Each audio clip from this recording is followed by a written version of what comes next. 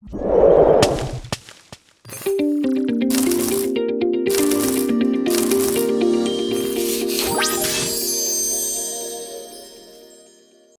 number 19. Which of the following pedigrees is correct? A, B, C, D. All of them are incorrect. Doesn't make any sense except one. What is it? Think about it. If you are in doubt, get it out. Okay, this is my golden key and my golden rule here. Let's go for A, for example. Okay. Of course, here the correct answer, okay, will be C, but let's explain, okay, why we choose C. Okay.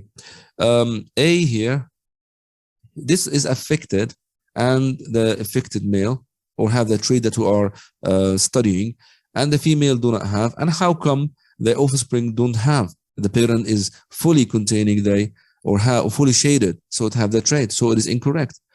B, the parent, both of them have the trait and the offspring doesn't have. Doesn't make any sense. Of course not. Okay.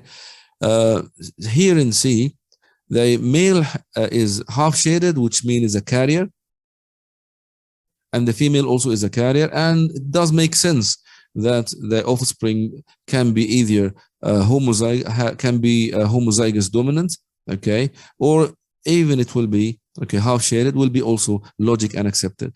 But here the parent don't have that trait that we are studying, and it appear, okay, suddenly in the offspring. It doesn't make any sense and it's incorrect.